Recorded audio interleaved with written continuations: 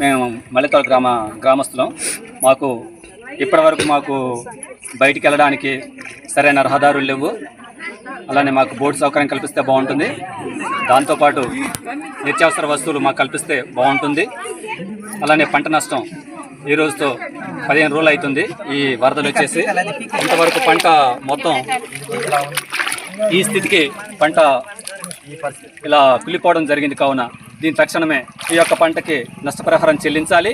అలానే మేము ఎన్నో సంవత్సరాల నుంచి ఇక్కడ ఈ గోదాలతో నలిగిపోతున్నాం. కావున మాకు సరైన పునరావాసం కల్పించి మా సరైన ప్యాకేజ్ రూపంలో మాకందరికీ ఇప్పించేసి మమ్మల్ని అందరినీ పునరావాస కాలనీలకు తరలించాలని కోరి ప్రార్థిస్తున్నాం.